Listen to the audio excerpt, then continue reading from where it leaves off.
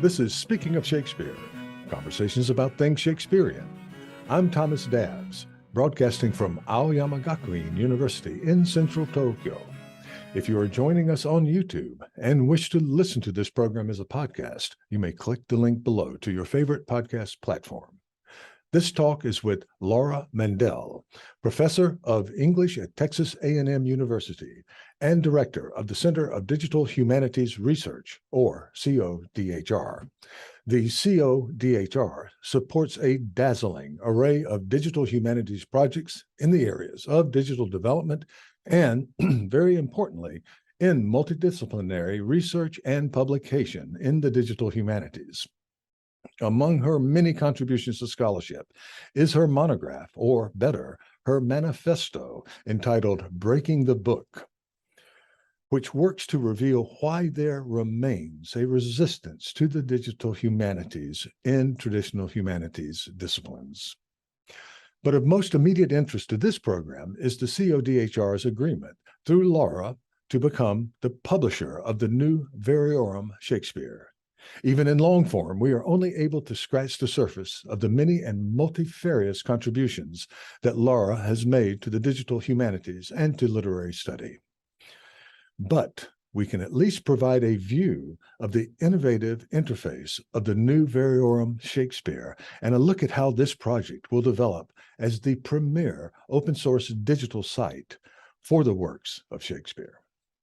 This series is funded with institutional support from Aoyama Gakuin University and also with a generous grant from the Japan Society for the Promotion of Science. Laura, I cannot express how happy we are to have you here with us today. Thank you so much for coming on.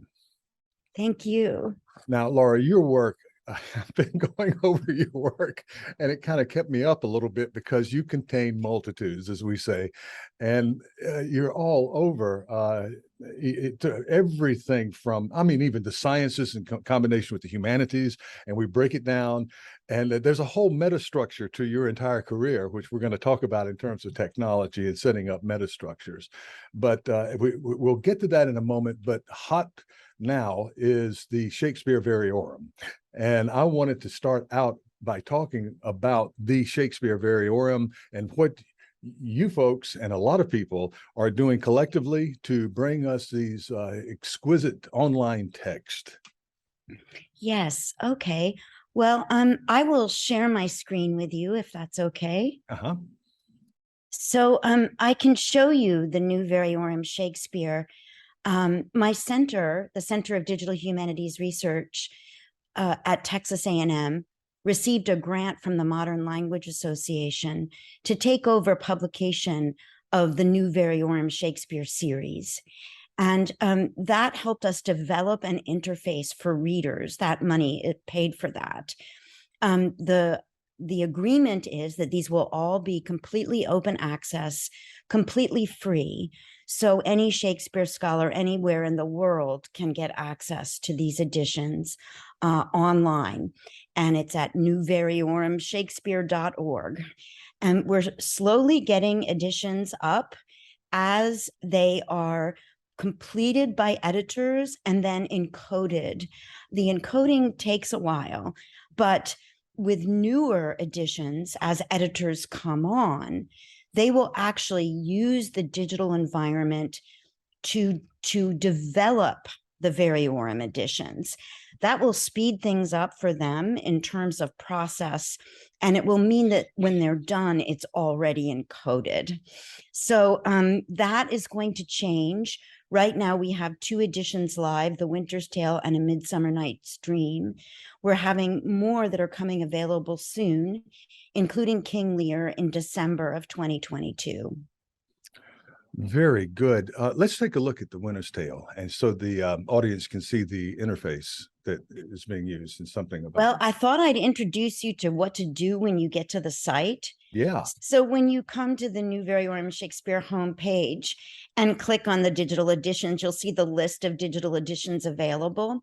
And if you highlight one, you'll see what you can get to. You can get to the Variorum reader, the front matter, the bibliography, or the appendix.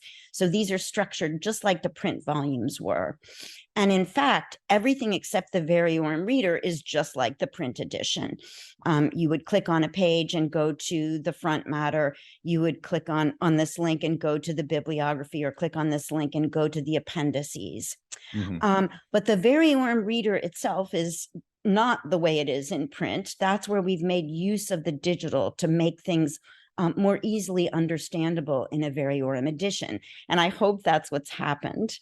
If I wanted to say, I think the video you're talking about, if you click on NVS info at the homepage, you'll see how to digital NVS.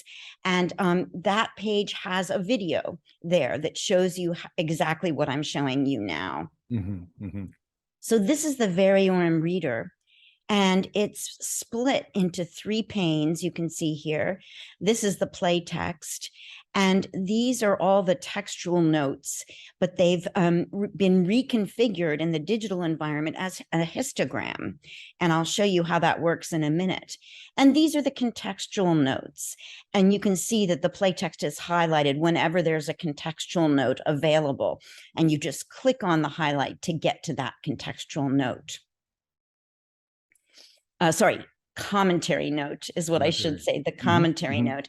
And the commentary notes are, as they were in the print editions, the editors talking about specific parts of the play. And they may, in these commentary notes, cite particular editions, particular bibliographic items.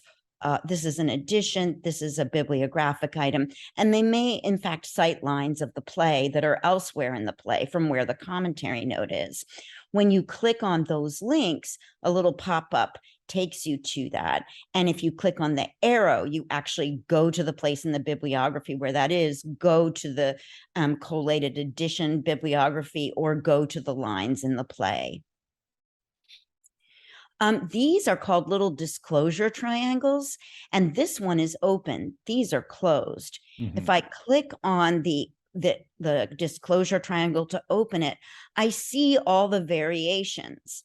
Now, what's highlighted in yellow goes to a commentary note, but here, what's highlighted in orange has changed. So you can see that he has been changed to he hath in these witnesses. Yes, okay.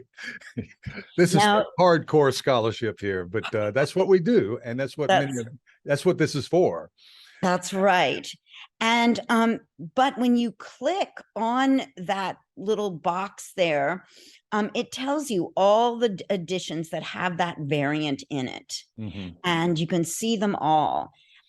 So it's a way to see, some editions will have a different variants, and it's a way to see what those are, either individually, or if there's a number of them that follow that variant, all of them. Yes. Until you work with it hands-on, it might look a little bit foreboding. And also the histogram, what we're talking about for particularly my students is we're talking about hundreds of years of history of Shakespeare editions that are not the same. There are many variants from edition to edition. And what a Variorum does is it picks up all of those. And that might not matter to you, so you don't have to worry about it. But then again, on the right-hand side, you're dealing with explication and bringing more meaning to these lines that are from a time that we didn't live in. We don't know a lot about horses, so references to halters and that sort of thing, you can get definitions, and also you can go to the other scholars who have illuminated these lines. And also you can just read the text. So yes, please go ahead. I'm sorry. Thank you very much. Yes, I was sort of presuming people knew what Variorum editions are.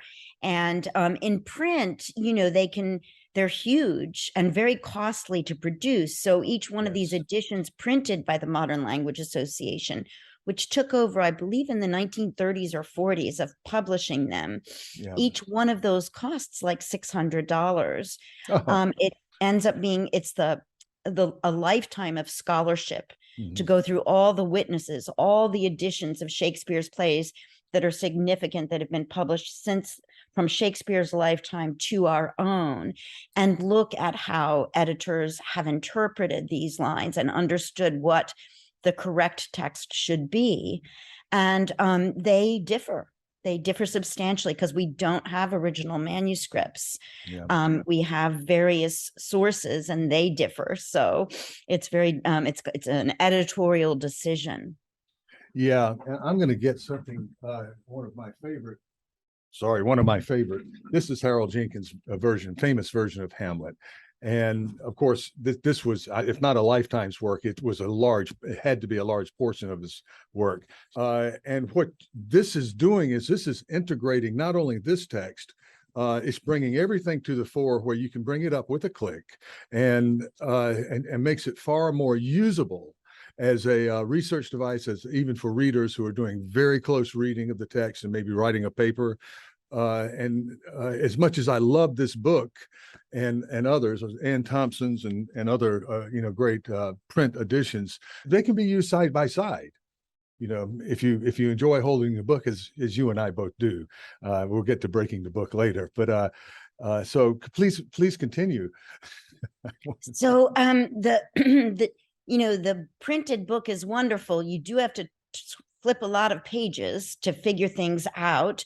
And this means you don't have to flip through those pages, this interface, to figure those things out. You just click and you find out about them. But also it allows you to do searches that you can't do with the printed book. So for instance, if you want your students to search in modern English for the phrase sleepy drinks in The Winter's Tale, you will find even in the folio spelling those instances where sleepy drinks are discussed. Mm-hmm. Mm-hmm. If you want to find all the lines spoken by Paulina in The Winter's Tale, you search for Paul, however it's abbreviated, and you will find all 46 speeches that she has, and be able to move through them. This histogram here, you can see, it's what we call a mini map. Mm-hmm. And you can see where it's got orange, that's where those search returns are. So you can click around the play to see all those search returns. Mm-hmm. Mm-hmm. Eventually, we're going to have it so that you can have the search returns in the reader view, but you can also have a graph view where you can see which scenes and how much Paulina is speaking, or a list view where you can just get a list of all Paulina's speeches. So it enables searching through not only The Winter's Tale and the other edition, not only each individual edition, but all of the editions together as well. That's something that the print editions can't do for you. Right. If that makes sense. Yes. A book is still the best technology ever for reading. But what can digital technology do that you can't do in print? That's what we're interested in fostering. Yes. Well, I could talk with you for hours just about the interface, because we could go into we could go behind the interface.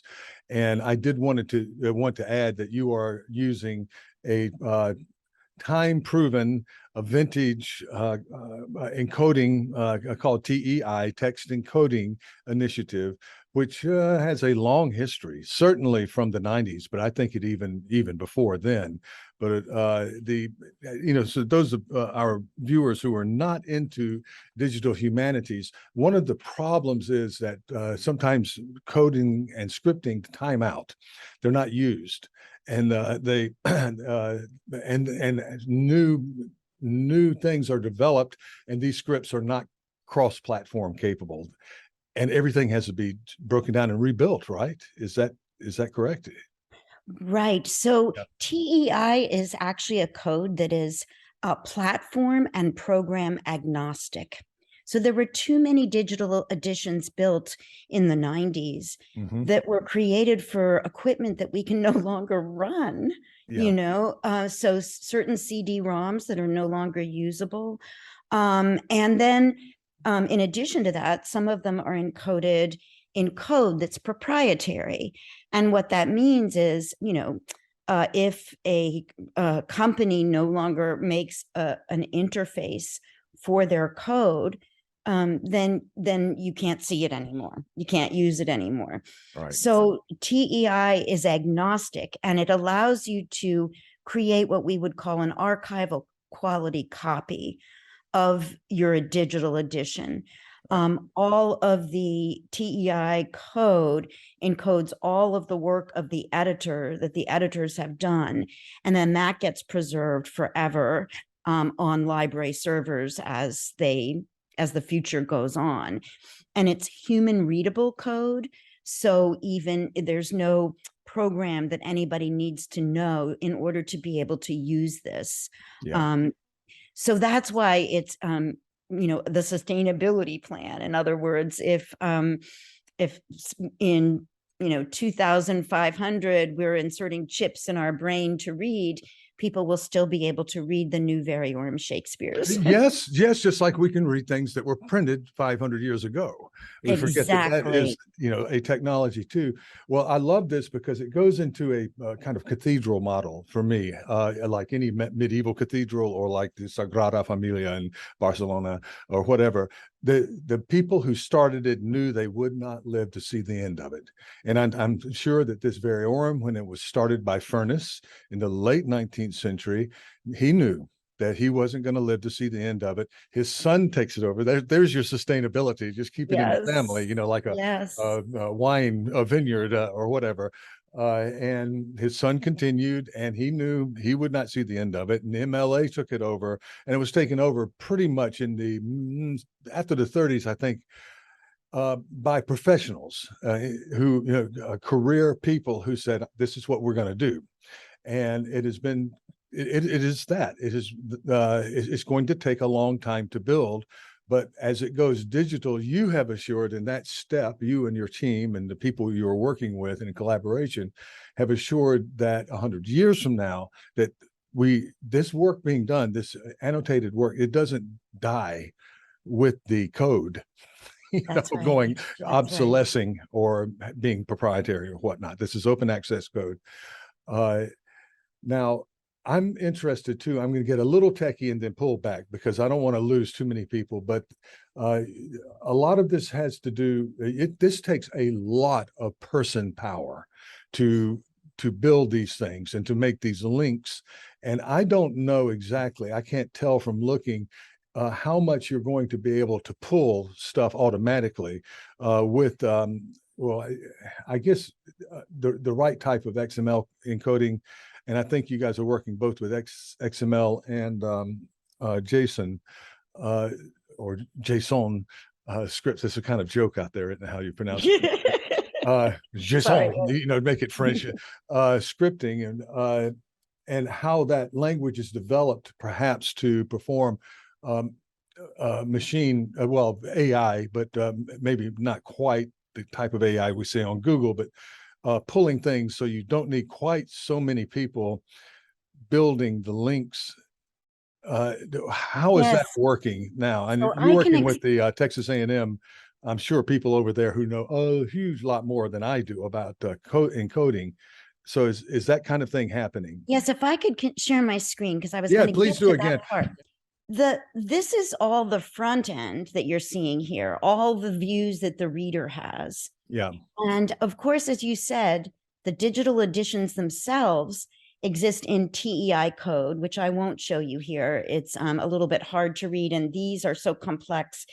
Each one has about 5 or 6 TEI files that goes into it. So we had the first 2 professionally encoded by Julia Flanders, who's one of the founders of the TEI consortium, which you can go to. It's at tei-c.org. And she participated from the very beginning. It began at Vassar in the 80s. So in the 80s. Yes. So she designed the code for these editions. So that's why we trust it.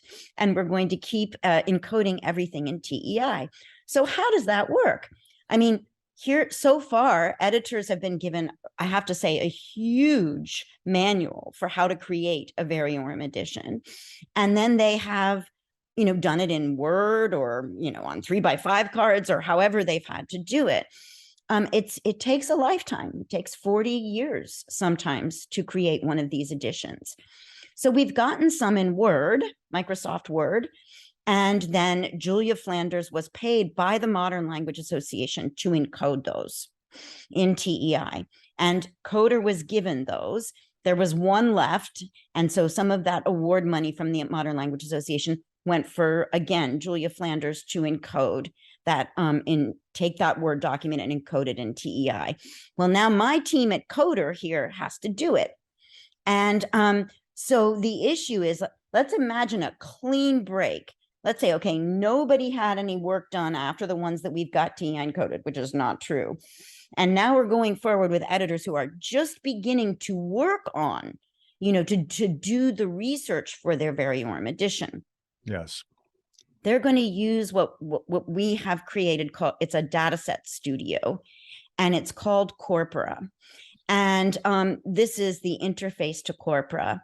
And each one will have, there will be an NVS corpus, but there will also be a corpus for each edition. And what you're seeing here is an interface that readers and users don't see. This is what the editors are going to use to create their digital editions. And theoretically, we should be able to speed it up because we have OCR and we can OCR the witnesses that they're going to use. Now, I should say for each edition, there's 100 witnesses and or more. And that also OCRing is not so easy for early modern texts. And so we have created in Corpora an interface where the OCR text can be matched up with and corrected, but also matched up with line through line numbers in witnesses.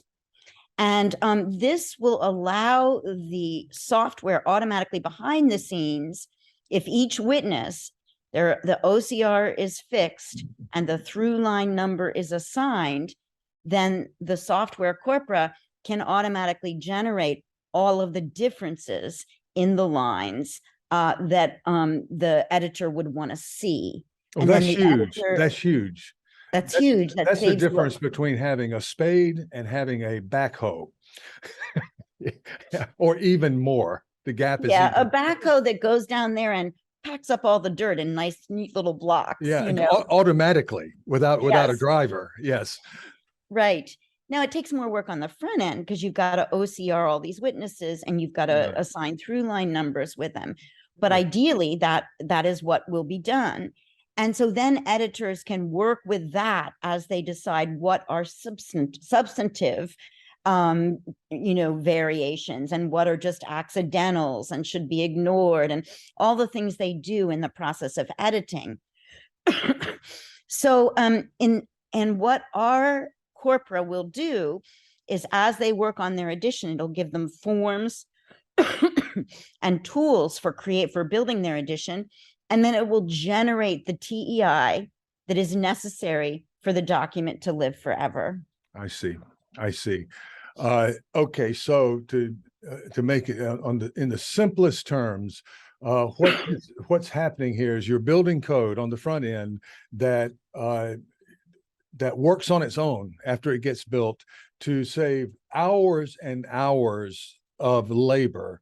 And one of the great challenges for digital humanities is that we are not in Silicon Valley. We cannot go down to an angel investor and borrow, I don't know, $1 zillion and have them wait for 5 or more years for us to show how we can turn a profit and make everybody else billionaires along with us. We just don't have that. And then bring in a team of programmers working 24/7 to build these things. We don't have that. And then this Variorum will be open access. It will not generate income. I think there will be secondary income. I think people, once it's built, they will come. The money will come, right? And that's the way it's going to have to happen. but graduate students by name graduate, and then you have to train another. I'm doing this right now with a very small project, and so these are the things that get in the way. The things that you're talking about here add to sustainability. The next person that comes in after these graduate students go on to their careers, or some of them may be hired, some of them may stay and be part of the Well, I program have for a to long tell time. you, Coder's a little different that way, and I'll explain it in the way Coder resembles IIIF, which is where I first started becoming a digital humanist. IIIF was, as far as I know, the first digital humanities center in this country, the Institute for Advanced Technology in the Humanities at the University of Virginia. And IIIF has permanent staff, and so does Coder. So we actually have a permanently assigned project manager for the new Variorum Shakespeare. Currently, this is Dr. Kathy Tarabi. She's an instructional associate professor at Texas A&M University. So her service time to the university is to be the project manager of the new Variorum Shakespeare. So we are not losing her and not losing her knowledge. Additionally, Coder has a programmer on staff, and he's the one who built Corpora, and he's the one who wrote the script that takes the TEI that Julia Flanders developed it and puts it into Corpora so that it can give the readers that front end, because there's also that pipeline, right? Here's the TEI, and it goes into Corpora, and through Python magic, then is projected into the HTML and JSON that you see on the front end. So there will be continuous support, and we don't have to worry about the graduate student problem. In fact, we had just had to take over a project because they had a graduate student problem. Yeah. So you're absolutely right about that. But Coder is more firmly established and a little bit more like IIIF than some digital humanities centers, which is why I think we were awarded the bid to host the new Variorum Shakespeare. Yes. Yes, and it's institutionally assigned, meaning it's at Texas A&M, and I really can't think of a better place. And that's given the people, and that's also given the institution and its history. So this is where it should be happening. And so I want to move a little bit beyond the technical. We will return, but talk a little bit more about the Shakespearean element here. And your first love, humanistic love, is with women authors in the 18th century. Of course, 18th century studies and women authors. One of my loves in my graduate training was 18th century, and I shifted over. I shifted over to Shakespeare. Long story, but I love that era. And let's see, I'm not following the agenda, but I want to get to a little bit more to Laura right now, because I can see that we could go forever on the projects that you are doing, that you're over, that you have initiated, that you are developing. And I wanted to get to your humanistic side and this idea that you started out with women in the 18th century, and a site that I just now am a new fan of your site. I had no idea that there was so much there. So tell us a little bit about that, the website, and also your background as an 18th century specialist. Yes, well, so as an 18th century specialist, the first thing I did is to create a website so that people could get access to non-canonical texts written by women from the 18th century. Mm-hmm. And it's called the Poetess Archive, and it's at poetessarchive.org. Yes. It's about to be re-released in a new interface. Yes. And it contains a lot of poetry by women or men writing in the poetess tradition. And also we're about to add novels by women and a few other things. Yes. That's where I started. And when I first started, I was invited to participate at the University of Virginia at their Institute for Advanced Technology in the Humanities, or IIIF, with my project to help construct a 19th century group of scholars who would peer review all these digital projects, so that I would be able to get tenure for my Poetess Archive. Yes. That didn't happen for the Poetess Archive, but I got tenure for a book. But it did get me promoted to full professor because of the peer review through nines.org, which still exists. Yes, So I saw that, and you have a 2012 article which everybody in our world should read, and then we should think more about it. But please go ahead. Yes. So yes, so then nines then didn't have much 18th century materials on it. So I created 18th Connect .org, and that now has in it EBO and Echo, as well as a tool where you can correct the OCR for that. Right. So the EBO is early English books online that goes basically from the 15th century, 16th, 17th, up to what's called the long 18th century, where we move into Echo. And then nines is 19th century. These are enormous databases with books that have been OCR'd. They've been scanned in a way that makes them machine, you can search them through, you can do digital searches of certain words with a host of problems, of course, with the difference in printings and F's that look like S's and all of the things that we've seen. But what a great leap forward, right? Part of that furnace tradition is William Baldwin, I think it's first name Baldwin, and Shakespearean education. You see back in the 40s, 30s of people who spent their whole life going through archives and libraries, doing things that could be done in really initially a few hours of searching now. So it is a great leap forward, isn't it? Yes. And I don't want to leave the tenure and promotion conversation. I want to first say that Shakespeare in many ways is an 18th century phenomenon. Yes. Without the 18th century, and you saw in your list of editors, you see these familiar names, Johnson and Pope and Theobald and Stevens, and the whole list of a canon, a Mount Rushmore with extra faces of Shakespearean editors that kept that name in play in print. And of course, there's a great 18th century theater tradition working with it, but it became the industry it is, commercial industry in the 18th century, well long before it became part of the academic world.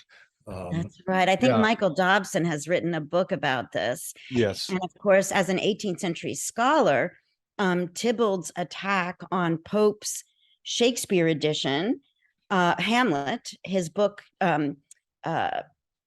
Tybalt's book called Shakespeare Restored, is by some considered the beginning of modern editing. In other words, Tybalt was saying to Pope just thought, oh, Shakespeare's meter is off here. I'll just fix it and change the word, And Tybalt said to Pope, no, you've got to figure out what word Shakespeare wanted. Don't fix it. Yeah, and then that's another argument about authorial intentionality, when we get into post-structural reasoning, but it's great stuff. It keeps things going. That's right. So Tybalt is kind of, and for his efforts, Pope made Tybalt king of the dunces and the Dunciad. That's right. Yeah. Is that the one, or is it MacFlecknoe, where the parodied person is flushed down this giant toilet? I think it's but these guys were just crazy, crazy funny. When you finally get the joke, it's kind of a way Homer, as we say. You have to kind of think through it because it's in heroic couplets very often. But but the Dunciad does a great job of actually parodying all the work that the Variorum editors are doing. Yeah, that's right. And, he sees it as pedantry, the pedantry of the moderns. And it's our pedantry that we've inherited, and we care about it and we do it still. So, that's what the Pope didn't get. He was on the wrong side of history with that one. Yeah. But he's just so brilliant. We think of the 18th century, and you're exactly right in your career. We think of it as a man's world, right? And we think of these men as some of them from very humble. Johnson's almost a historical error that he ever became, Yes. isn't it? I mean, they were driven. You know, they were not born with silver spoons, not all of them, and then the women producing things, of course, behind the scenes, because it had to be that way. You've discovered and have expanded the scope of what we consider literary production, what we consider so something to consider, to things to go over as literature people, right? Yes. Whether Yes. and in ceramics and arts and crafts and those kinds of things, which if you look at it and you cross reference it, uh, feed into all of the things literary, right? Yes. Yes. Yes. Um, Yes. Well, Roger Lonsdale made an edition of 18th century women poets, the Oxford edition. yeah, And in the beginning, he in his introduction, he says, whenever I would tell anybody what I was doing, I was when I would say I was editing an anthology of 18th century women poets, he'd say that they would always respond, "Well, were there any?" yeah. And there were quite a few. So just making sure that their texts are available for people to see and find is the goal of the Poetess Archive. So Mary Leeper's 2 volumes of poetry will be released on the new version of the site, which is coming out at the beginning of 2023. So, all of the poetry that people don't know about having been written, if you can get it online and you can get it in digital form, and you can get it in, moreover, in archival quality digital form, it not only will persist in the world of the digital, but it will also be used by text miners. And then that work gets taken up into the results, which makes the results much less biased, ideally. Yeah, when you combine this sort of thing, I want to talk about gender, remind me, and gender formation and identification that has these 17th, 18th century roots and the things that you're doing. But when you're talking about women and the canon and what is effaced by our traditional print ways and traditional scholarship, the way we form canons, right?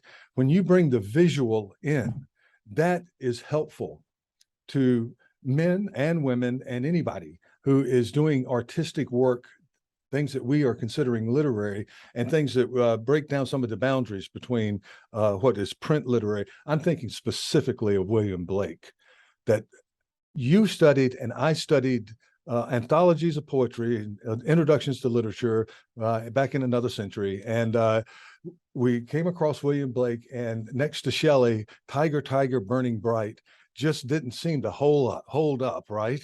It just seems like and you just don't get Blake without the visualization. And how many of us had access to the Bodleian and a first edition of Blake's work, or any of those many things that are just brilliant? And that's what you guys have been doing in your OCR, not just bringing forth searchable text, but also visualizing images and the aggregation and integration of all of these things where we can see the whole picture. Yes, yes. The Blake Archive at blakearchive.org allows you to see every single version of every single illuminated manuscript that Blake printed from his copper plates, because all of them are hand watercolor painted, and so they differ. So you can compare. There are 14 editions of Songs of Innocence and of Experience. You can see the images that he painted for each particular one. And there are huge differences. If you look at something like the Song of Experience, A Poison Tree, you'll see huge differences in the way he painted those plates, the illustrations on those plates, and it makes an interpretive difference. And one of them, you see a body lying under a tree, which is literally what the poem talks about. In another one, the body isn't really visible. It looks like the tree root, but if you look closely, you can see a face. Um, so really muddying the waters of who this foe is and how this foe came Uh-huh. to be Uh-huh. in an interpretation. And of course, to see that, you would have had to be able to fly to the Huntington, to the Fitzwilliam in Cambridge, to the Morgan in New York City, to see each individual hand painted copy. And the Blake Archive has photographed all those, put them online, and made them available for the first time in history. We can actually compare them all.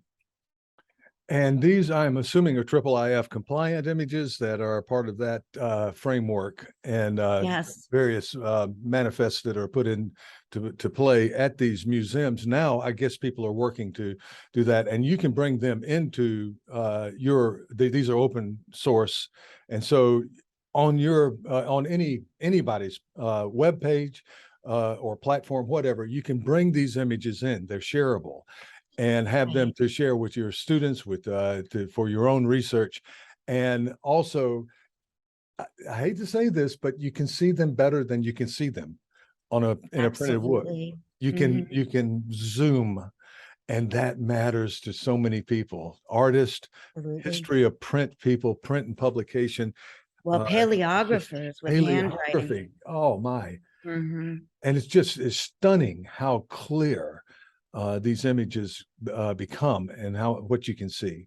Now, the Blake Archive was developed long before IIIF servers. It was developed in the 90s by IIIF, but everything that we do has all of the witnesses, the Shakespeare images of witnesses, which will come from the Hathi Trust or from IIIF servers that specific libraries have, will be on a IIIF server, either ours or theirs. And so you're absolutely right. And they're freely available and people can share them. Yeah. And I guess to make it easy for our, maybe I'm thinking of spark plugs. Yes. Those don't really exist anymore. Back in the days, I knew how to change spark plugs, but there are certain parts to certain machines that are, well, you think of cross-platform. You can use Word on a Mac.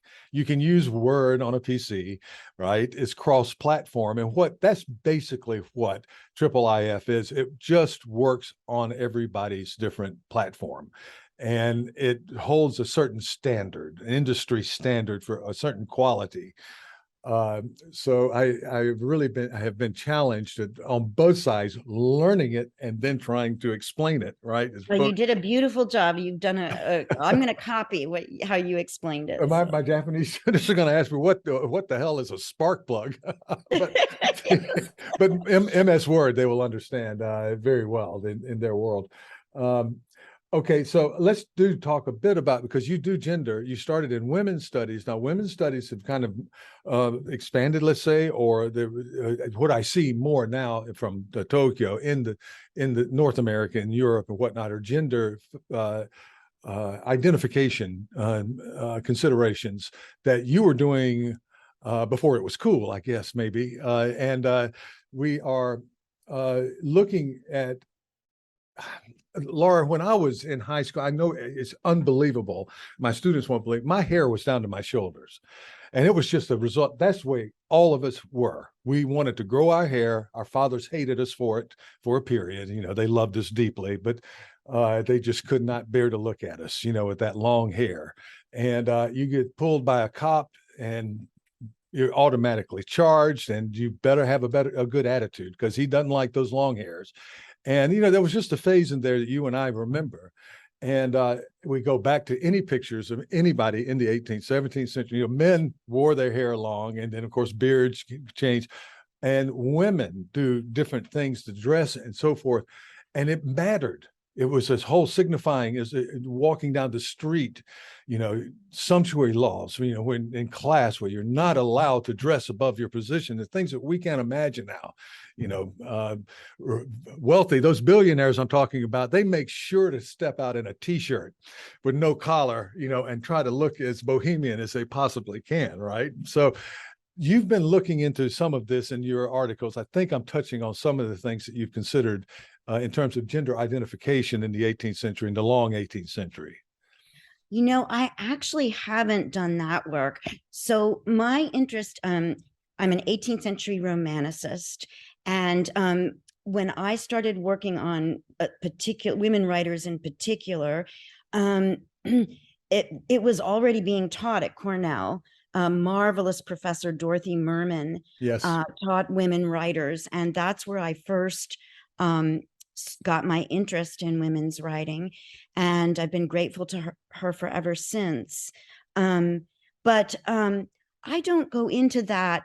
What I've been more interested in trying to think about is the way that a new emerging field in digital humanity, well, first of all, the editorial field of digital humanity, so creating digital editions, why it's so difficult to keep non-canonical women from disappearing in the digital, just the way they disappeared in the print. So I have an article about that, and that's the problem of history. But then the other is that there a lot of people have jumped into the field of digital humanities currently in the field of cultural analytics, which is text mining. And they're doing a lot of work on gender differences with text mining. And they, in the process, are not understanding the historicity of gender markers. Some of them are. Ted Underwood's work is great, and he's very conscious of that. Can you give us an example of misunderstanding the historicity of gender marking, if maybe just one kind of objective correlative there? All right. So, if you were to talk with a woman in 1700 who let's say Margaret Cavendish, so maybe a little before, about what marked her as a woman, it certainly would not be that she stays home and takes care of the children. That comes to be associated with women later. And there's a lot of research on this, and it's the most important landmark bit of research was Nancy Armstrong's book, Desire and Domestic Fiction. But also before that, Mary Poovey on The Proper Lady. And so these are changing norms.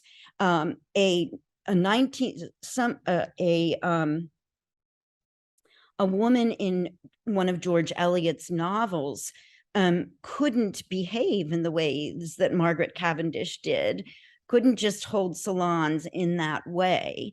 And so, in the 19th century, women who were aristocratic had other ways of being, but women who were decidedly middle class were not holding salons. They were holding classes for their children at home.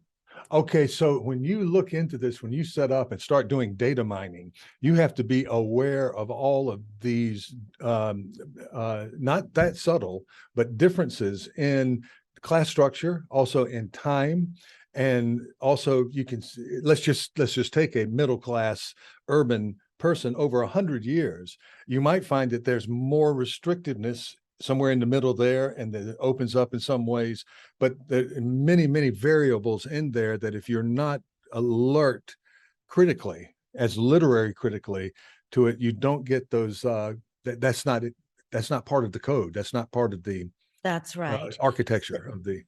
That's right. Yeah. So, you want to be careful, as with any, if you are a traditional literary scholar, and you're going to start examining gender roles, say in Margaret Cavendish's household. You can't say, oh, well, for us, the ideal woman doesn't work, so that's going to be one of the things that's ideal for her, right? neither of them worked. They were not in a class that worked, you know? I mean, it just doesn't make any sense to apply our notions of gender to theirs. So of course, Presentism is a form of exactly. presentism. Yes. Exactly. So you do Yeah. a lot of research into the time, and that's why there's so much great research into Shakespeare's time, Private Life by Lena Orland. What is private life like? What are people, you know, how do things get organized? And you understand, you look at their mode of imposing gender roles and you discuss that. You don't discuss our own on top of them. It's anachronistic. So you don't want to do that when you're text mining either, right? You don't want to say, and you don't want okay, someone doing that to us 400 years from now. exactly, exactly, yeah. We'll have our flaws. We'll have all the things that we did, but you don't want to be effaced. It's the worst kind of it's the worst kind of effacing, isn't it? You know, like in the male dominance model of stripping people of their rightful identities. You know, it's an abuse. Yes. Of his Well, it's an history. erasure for sure. And that's one of the problems is keeping women visible. You know, we don't know that there were so many women writing in the 18th century because they had very small print runs, and a lot of them were destroyed during World War II bombings of the British Library, the British Museum at the time. So, you know, there are things that get erased from history, and we just want to make sure that that doesn't happen in the digital world too. Right. And it shouldn't. There's no reason that it should, but it still is. It's not an AI. It's driven by sentient, human thinking people. And I've spent my whole life in kind of a Southern male model that I've had to break out of and look around a bit and so forth. But I'm not seeing the same things you and your experience are seeing, or someone else and someone else and someone else. That's why these teams, I think, are so extraordinarily good. Now, this is going to bring me, I'm going to segue here to something that I'm very selfish about, but you brought it up too, and that is, I want to start with something maybe controversial, and I don't think you're particularly thin-skinned because you've been fighting several battles on several fronts throughout your career. I'm sensing from something behind the code behind your resume and your career shows it, right? For our audience, it's unimaginable that a guy, let's say a young woman or man in graduate school in, let's say, the early 80s or late 80s, or let's put it in the mid 80s, to be fair, would walk in with a perfectly gentlemanly professor, wonderfully enlightened guy, he's kind and good and brilliant as can be, and for a course in the novel, right? And say, well, these are the novels I selected to look at the history of the novel. And about halfway through his talk, there's a woman in class who raises her hand and said, did any women write novels? Could we? And he gets really nervous and he turns red and he pauses and he realizes at that moment that there are no women on his list. And of course, he's read, Edith Wharton. He's read XYZ all through, and he says, "Well, let's do that." So that's the world we began with, where you would actually teach a class in the history of the and leave out Edith Wharton, leave out one of my favorite authors, Catherine Ann Porter, leave out. I mean, come on, the list just goes on and on. But that's the way it was. Women were out, except Emily Dickinson. She was sort of the token, right, that came in. Yes. And I think at some point I don't want to spend the time to do it. I could show how Fitzgerald pushed out Edith Wharton. And Fitzgerald's great too, both of them. But anyhow, that's where we start. And then we go through, and many, many more women come through. You fought on that front. Then there's the next front, and that is something that people complain about in computer sciences, that you can spend your entire career or a large part of your career building things that other people use, right? And the other people who use those things can be reviewing your work and telling you that you are secondary, your work is secondary, where all the way through that they could not have published their books, their articles, without the kinds of stuff that you were building, right? And I come from a bibliographical tradition. Yes. Right. So you're used to that. I am used to that having to make that argument. I'm in a faculty where I'm a full professor. I don't have to worry about any of this stuff now, but I worry for the younger people. And many of the younger people are women. In fact, the majority in our immediate literary field in Japan, and not, second language. They're not equipped. Some are, but I mean, to do all this. Most people are not equipped to do all this literary critic, to be the next great master critic. There's only so much room there, and there's such a huge amount of work that needs to be done that could, it's civilization, it's building the cathedral, it's carrying the stone from the mountain and getting it down there for the next guy to chip at and that sort of thing. And I do think that there's still this enormous gap. And I think it goes before digital. It goes back to the old argument between critics and bibliophiles. Bibliophiles are just collectors. He said, you use this guy, you use Pollard and Redgrave, you use the wing. I saw my whole dissertation right there in front of me one day, and if Mr. Pollard and Mr. Redgrave, the wing, whatever, if they hadn't done their work, I wouldn't have seen anything. That's right. That's right. And and editors as well. Editors and bibliographers are considered not to be doing, to be providing a service, and that's just not true. And of course, people like yourself and like in the field of bibliography and like Jerome McGann in the field of editing have made arguments, that that overturn that show that editorial work is, and I'm thinking of D.F. Mackenzie in particular. D.F. Mackenzie. More than McGann. Yeah. So, those arguments are made, and the same arguments have to be made for digital resources. So one of the organizations that my center runs, one of our signature projects, the Advanced Research Consortium, we peer review digital projects. I just peer reviewed a manuscript that's been put online, and a database has been created around it, and it's been TEI encoded. And I argued that it was the equivalent of a monograph. Not an edition, but a monograph. Yes. And I think I successfully proved it as the director of ARC, sending out a letter about this edition. Yes. Actually, I think that wasn't in my position as director of ARC. That was in as peer review. Digital humanists often have to serve on P&T committees by providing external letters because the faculty won't know what's at stake. And so I argued that this is in fact a monograph. That argument is possible to make when something's peer reviewed, when you've done the research both into its technology and its content. You can make that argument, and that's what we do. Well, I know you do it, and you do it well where you are, but I sense, and I want to kind of pick your brain on this, that there is out there a residual, I wouldn't call it a hostility, but a feeling among people in the humanities that they kind of just wish the digital thing would go away. Mm-hmm. Like, we want to use what we can use, but could you just go away?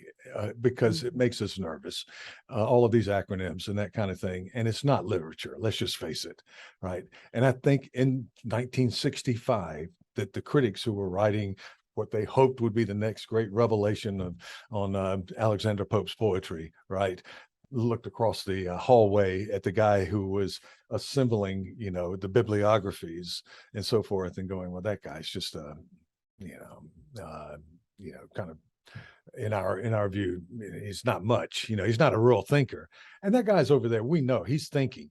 He's got an index thing. He is building an architecture that perhaps has more viable and certainly more permanent, what we would call abstract reasoning, right? If you're looking for abstract reasoning and things, and this guy who publishes his book may get well received for about 10 years, and then he's forgotten. There's another, and guess where we go when we're building our database? You can name people. I can name well, we went back to Furness, right, for Shakespeare, but we always go right back there, and these people, these names that don't disappear, that we're still using, and they're not the critics. They were the people who did this kind of work, archival work and so forth. And then you get the people like you and also Lena, who really do kind of both, can do both.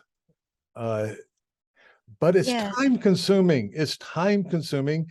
And a young person should be able to advance through the ranks that way, if that person chooses to do so. Right. Well, people say, oh, the digital, it won't really matter. It's not part of what humanists do. But when you search in your library, you don't rifle through the stacks. And I bet you're not opening a card catalog drawer. I bet you're online. That's right up there with the spark plugs for my kids. What's right. a card and catalog? when The things you're that used to give you paper cuts when you were searching for books, right? Yeah. Right. And you're searching when you're writing your article, you're doing it in Word and you're doing Google searches. So Katie Trumpeter, who's probably one of the most well-read literary critics I have ever seen, maybe except for Northrop Frye, she wrote a response to Franco Moretti, to his work that's digital. And in it, she said, oh, you've ignored this, and you've made a database, you've done this database and you've searched this database, but you've completely ignored what title pages look like. She says, you can't use a database to figure out what title pages look like. She says, I Googled it and I found, well, Google is the biggest database on the face of the earth.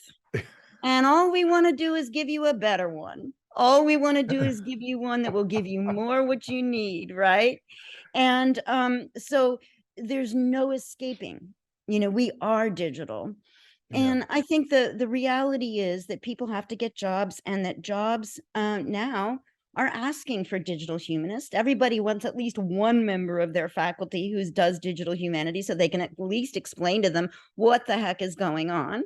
So, and I'm doing P&T for those. When I left Miami, digital humanities was supported up to an extent, but when I wanted to become a manager of a center, a director of a center, it wasn't. And so, but they hired another digital humanist in my place. Everybody has to have one. Yeah. So all of this work is not going to be unrewarded, and it's just here. Yeah, but I do remember back in the 90s, Gerald Graff making showing how, okay, we need critical theory, and nobody wants to learn anything new. They want to stay where they are. So we just hire the critical theorist and we take care of that, and everybody can stay in their box, right? And he was arguing for more cross-platform. The digital humanist can help out the 19th century specialists who can help out the digital. There's so many, and I think many people see that. And the reality is you're a professor, you publish your book, you're a traditional humanist, but you're using all these online materials, and you say to yourself, if only there were this online. So I see so many traditional faculty coming to the digital humanities all the time, because what has to happen, if all that's digital is just a PDF online, nobody's going to want it at all. All you want to do is find it and print it. Yeah. But as it becomes more, as it's able to return graphs to you, as we're able to show you all the interaction, the network of interactions among characters in a play through a network graph, as we're able to add these things that people will, when they're publishing their research in articles and traditional articles, say, I made a network graph, this is what I saw. If that becomes part of the research that's being done, then you will see everybody will participate, and that's happening. Yeah. Well, I see this, and I also am trying to make a little bit of noise about the world between not everything that is done is as good as, say, double-blind peer review article in a major journal. But the next value below that isn't zero. Well, and the peer review process for these digital projects, the editorial boards are as illustrious as Cambridge University Oh, Press. so I've seen them, but I'm talking about, for instance, an example. I won't get into too much detail, but someone I know who curated an excellent project having to do with Shakespeare and a connection with out of a university that is not yours or mine, and did it for the love of it. And I remember asking her. I said, "What?" I knew she was looking towards promotion because she wasn't quite a full professor yet. And I said, what do you get any kind of, just a few little markers for spending so much time on this exquisite thing that is public outreach? It does all of it. She goes, not a bit, not zero. It's just something I wanted to do. I'm thinking, all right, if you give the peer review a value of 10, we can argue over whether it should be 2 or 4 or 3 or whatnot, but 0 just doesn't, and I think we've been subsumed somehow by the scientific model. Well, I want to push back a little bit on what you're saying here, because if she did this labor of love and she wasn't participating in the field of digital humanities, which has standards like TEI and rules about database design and all of these things, well, it might just be trash in 5 years. And so that database needs to be peer reviewed before it's anything. So we have just at ARC rejected a project that got funding by in the UK. It was first sponsored by the Huntington, but those images aren't on IIIF servers, and who knows if they're going to be there in 2 years. Oh yeah, now we're talking within the digital realm. Yeah, I was outside of that. As I should use another example, if a faculty member puts on a play or writes a play, I'm writing a recommendation right now, and how much credit does a person get for writing and producing a play that's played and then it's gone? Now they do record it, but you see, I don't think the value should be 0. And well, I don't think it is for people who are directors or artists, right? If you have exhibits, and it's certainly not if you're a creative writer and you publish. So it's kind of the same thing. But in this case, you can actually get a document for the P&T committee that tells you exactly what this work is. It's worth 2 articles. It's worth such and such. It's the equivalent of this. So, because if it just looks like a service item, if it doesn't seem to have any original research into it, the original research is in the field of digital humanities, and it may be there and it may not, but you need a digital humanist to say what it is. So it's it's definitely something that can be counted by P&T committees. It's not something that locally in each department. And I've published on that. I published an open letter to the English department when I first got here, but this English department was already very advanced at Texas A&M. So they didn't really need it, but other people have wanted it. No, I've seen it. I've read it. That's why we're talking about this now, because it hits a nerve out there, and we might be narrowing this a little bit too. This might be a little bit too inside a family dispute or something like that, but really it isn't, because it's the way of survival, not just in the humanities and digital humanities, but all the way across the board. Because you have to give young people a chance to do stuff.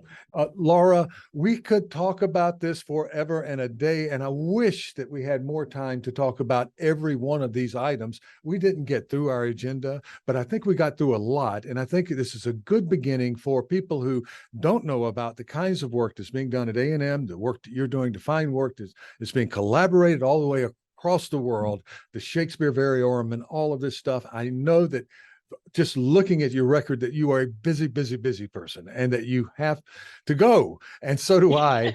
And thank you so much. A deep bow from Japan, from Tokyo, and thank you so much for being here with us today. Thank you for having me. This has been delightful. Thank you.